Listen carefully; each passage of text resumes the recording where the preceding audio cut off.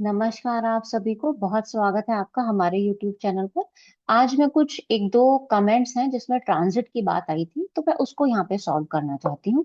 और मैं आपको तरीका भी बताऊंगी कि ट्रांजिट को आप किस तरह से एक आम भाषा में समझने की कोशिश करें।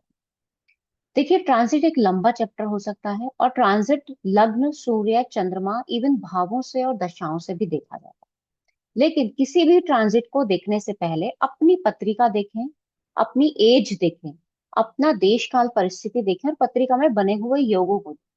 अदरवाइज तो ट्रांजिट सबके लिए सेम ही होगा, लेकिन रिजल्ट सबके लिए सेम नहीं आता, और हम ये बात जानते हैं। क्योंकि कुछ लोग क्या होंगे, इस वीडियो को स्टार्ट से निकाल देंगे और लास्ट से सुनना शुरू कर देंगे, सिर्फ ट्रांजिट का फल देखने के लिए। लेकिन अगर आप स्टार्टिंग से नहीं देखेंगे तो आप अंत तक उसके फल को खुद से प्रिडिक्ट नहीं कर पाएंगे। अब यहाँ पे क्वेश्चंस जो मेरे पास आए थे उसमें से ये था कि क्या आपने जितना ट्रांजिट पढ़ाया है गुरुजी ने यूट्यूब पे वो सफिशिएंट है। नहीं, वो सफिशिएंट नहीं है। वो सिर्फ आपको स्टार्टिंग कुछ बताई गई है, क्योंकि ट्रांजिट देखने के 10 से 12 मेथड हो सकते हैं। अब सारे मेथड्स यूट्यूब पे पढ़ाना पॉसिबल नहीं होता है। क्यों पॉसिबल नहीं होता है? क्योंकि बहुत सारी क्वेरीज भी आती हैं। ठीक है, हम क्वेरीज का भी जवाब देंगे, लेकिन हम हर एक को नहीं समझा सकते, क्योंकि सबके तरीका समझने का अलग होता है। कुछ इनिशियल लेवल पे समझना चाहते हैं, कुछ बहुत एडवांस लेवल पे पहुंच गए होते हैं, और इतना सारा एक साथ समझाना बहुत मुश्किल होता है।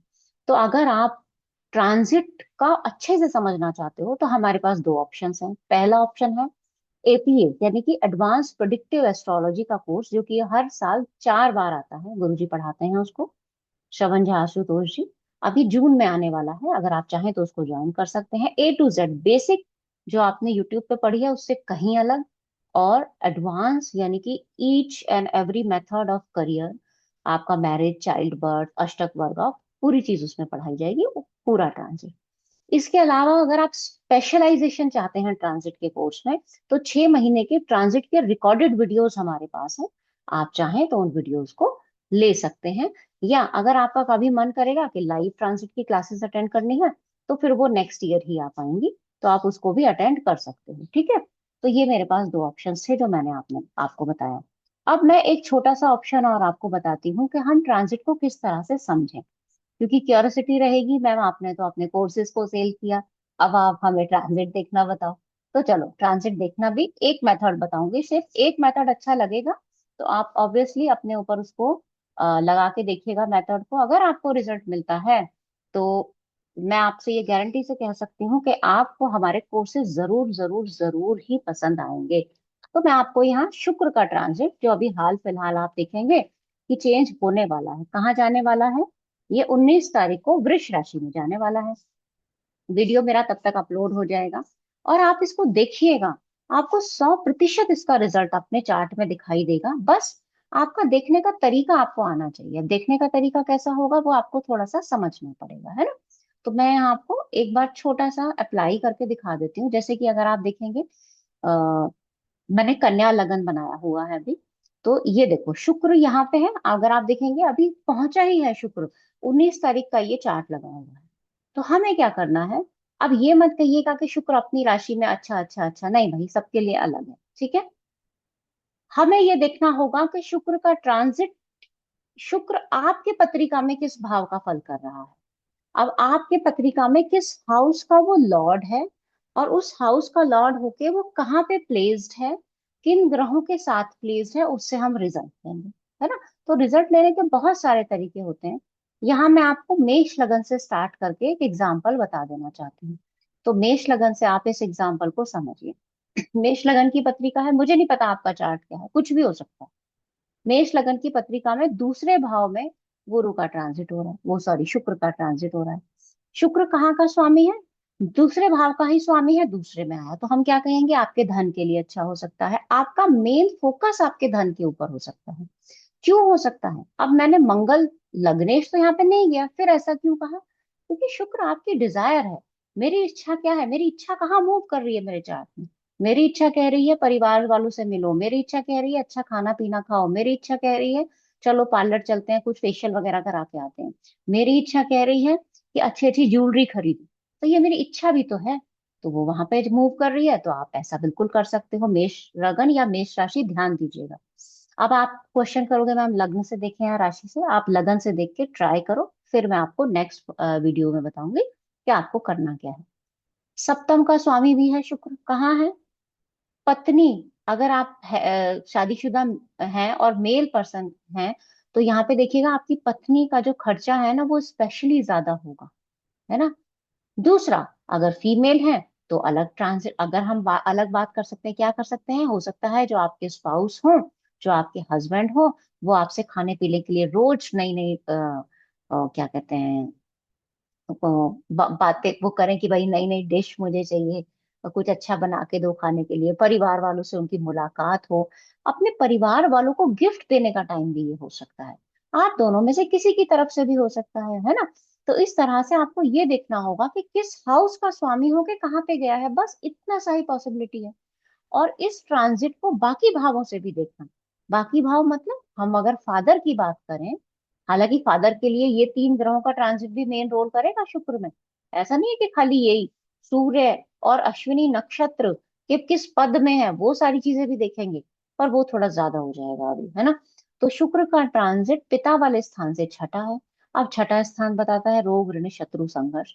अब यहाँ पे क्या होगा, थोड़ा पैसा खर्चा हो सकता है ना। और कुछ कुछ हेल्थ का ऐसा इशू हो सकता है जो एकदम से सडन आपके सामने आ जाए। ये भी हो सकता है पिता को कोई ऐसा हेल्थ इशू हो जो सडन सामने आ जाए, वो उनके बेटरमेंट के लिए होगा। बेटरमेंट के लिए क्यों कहा मैंने, क्योंकि सूर्य मेष राशि में है, और ये सूर्य जो है वो पिता स्थान से पंचम है, पंचम स्थान बताता है रोग का नाश। तो पिता के बेटरमेंट के लिए कोई ऐसा हेल्थ का प्रॉब्लम हो जो सामने आए और आप उसका ट्रीटमेंट कराओ।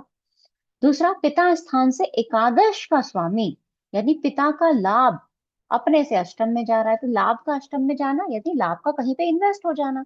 तो कहीं पे भी आप इसको इन्वेस्ट कर सकते हो, कहाँ पे कर सकते हो सकता है फादर कोई घर का रिनोवेशन वगैरह कराएं, क्योंकि घर का रिनोवेशन क्या है ये, यहाँ से ये तीसरा जा रहा है, बिल्कुल करा सकते हैं।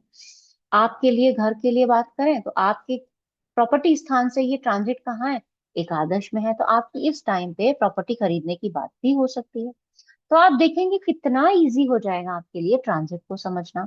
एक और कोई लग्न लेके मैं थोड़ा समझा देती हूँ, मान लेते हैं मैंने मिथुन लग्न ले लिया, बाकी खुद से समझो आप लोग, ठीक है, और फिर मुझे बताना कमेंट में। मिथुन लगन में देखें तो पंचम का स्वामी होके कहाँ जा रहा है, 12वें में, क्या होगा। देखो ये जो टाइम है ना, अभी ये बच्चों के स्कूल्स का, एग्जाम्स का, नए एडमिशन्स का चल रहा है।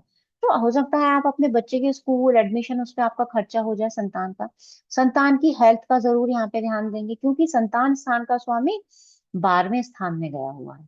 12वां स्थान क्या बताता है, थोड़ा हॉस्पिटल और थोड़ा ये सब चीजों को बताता है, खर्चा तो वो जरूर होता हुआ दिखाई देगा। दूसरे 12वें भाव में दूसरी राशि है, और वहीं पे शुक्र का ट्रांजिट है। तो ये आपके लिए कैसा होगा, अच्छा और बुरा दोनों फल करेगा। अच्छा और बुरा कैसे करेगा, दोनों फल कैसे करेगा, देखो, दोनों फल ऐसा करेगा क्योंकि लग्न से 12वां अच्छा नहीं है, लेकिन अगर आप इसको अपने कार्य क्षेत्र के अकॉर्डिंग देखें तो वहां से तीसरा है।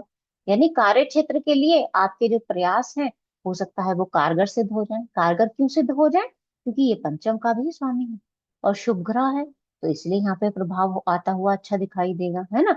अगर चतुर्थ नाइन्थ की बात करें तो ये आपका भाग्य है, भाग्य स्थान में शुभ ग्रह का बैठना तो बहुत अच्छा हो जाएगा, है ना। और भाग्य स्थान का भी जो भाग्य है उसका लॉर्ड यहाँ आया है, तो भाग्य के लिए इसको अच्छा कहेंगे, खराब नहीं कहेंगे यहाँ पे। लेकिन आपके लिए अगर बात करें तो आपको अपनी थोड़ी सी सेहत का ध्यान यहाँ पे रखना होगा, मेजर नहीं होगा कुछ भी। क्यों नहीं होगा, लग्न से गुरु का ट्रांजिट है तो मेजर कुछ नहीं होना, उसकी चिंता नहीं है। हाँ, हल्का फुल्का खर्चा जरूर करा सकता है ये आपका, क्योंकि 12वें में है, तो आप अपनी इच्छाओं की पूर्ति के लिए खर्चा करेंगे, जरूरत नहीं है आपको उस खर्चे की, लेकिन आपको एक मन में भय रहेगा कि नहीं मुझे ये खर्चा करना है। भय किस चीज का हो सकता है, अब देखो भय तो किसी भी चीज का हो सकता है, देखना पड़ेगा कि आपके पत्रिका में आपका चंद्रमा क्या कह रहा है ना, और आपका राहु का प्लेसमेंट क्या है, तो वो आपके मन के एक डर को बताएगा। आपकी वृश्चिक राशि कहाँ पे प्लेस्ड है, वो आपके मन के डर को बताएगी। तो ये आपका होमवर्क है, आप इसको कीजिएगा। मैंने आपको बताया कि ट्रांजिट का रिजल्ट किस तरह से मिलेगा, एक पॉइंट बताया सिर्फ मैंने यहाँ ट्रांजिट का, और इस एक को आप अप्लाई करेंगे तो ये गारंटी है कि आपको 30% रिजल्ट तो आज ही मिल जाना है। ट्रांजिट चेंज होने से 2 दिन पहले से रिजल्ट मिलना शुरू होता है। इसको अप्लाई करके देखिएगा। शुक्र के सारे स्वतंत्र कारकत्वों को समझिएगा, बुक्स लेके पढ़िएगा। किस भाव का स्वामी होकर किस भाव में गया है और अन्य भावों से उसकी क्या प्लेसमेंट है।